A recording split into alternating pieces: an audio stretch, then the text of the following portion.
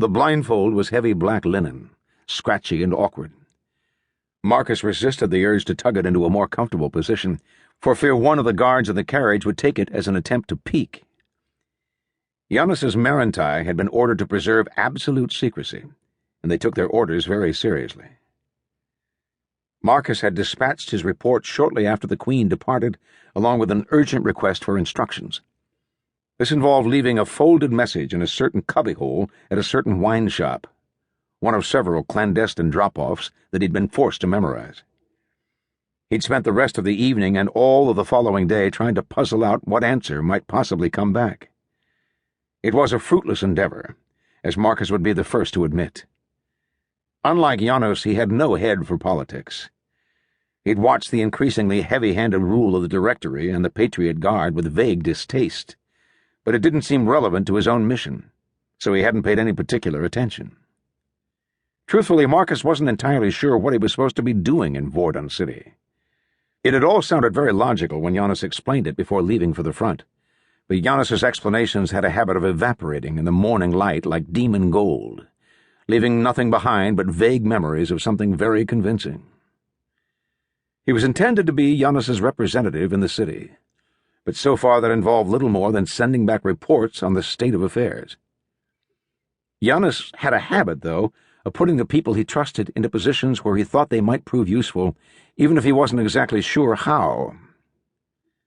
When the courier had arrived, dressed in plain clothes, but in possession of the prearranged password, Marcus had a strong suspicion it was his turn, like an actor waiting in the wings receiving a cue. Being treated like a game piece would have been more grating if he hadn't long ago accepted that this was simply how Janus Vhalnich treated everyone. He'd climbed into a battered carriage with "For Hire" signs on the sides and found it occupied by two more young men, with the keen look and mountain accents of Janus's Merentai volunteers. They'd given him the blindfold and he'd tied it with a resigned sigh. There was a point, he thought, where security passed into paranoia, but he wasn't confident in his ability to identify the boundary. They drove for perhaps a half hour, changing direction frequently, the carriage's poor suspension bumping and rattling over the cobblestones. When it finally came to a halt, one of the guards opened the door and took Marcus's hand, leading him across a gravel drive. A gate squealed open. "You can take the blindfold off now, sir," the guard said. "My apologies. Welcome to Willowbrook." Marcus pulled the cloth away from his eyes and blinked in the sun. He stood on the grounds of a small estate, shielded from the road by a tall hedge and a thick wooden iron gate.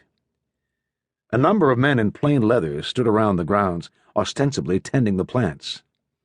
They were rather more observant than the typical gardener, however, and Marcus suspected that if he'd tried talking to them, he'd hear the gravelly Merentai accent again.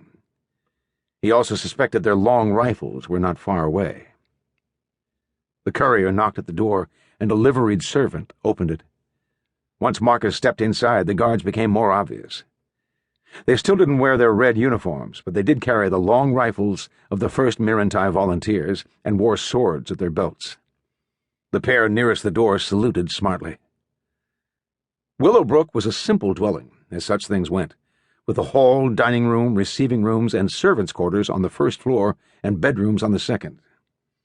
Its only architectural oddity was a 4-story tower topped by a broad solar, built for someone who wanted to soak up the sun unimpeded by trees or other buildings. From that perch, Marcus imagined one could not only keep an eye on the streets for a good distance in any direction, but see all the way to the edge of the city and the forested hills to the north. Captain Alec Geffort waited at the end of the hall. Like the guards, he was out of uniform, though Janus had appointed him an army captain when the armsmen were dissolved. Marcus had had to coax Geffort into accepting, ashamed as the former vice-captain had been over his former accommodation with Orlanco. Marcus was still surprised Janus had trusted the ex-traitor so quickly, but he had to admit the gesture had brought out the best in Geffort. He snapped a brisk salute.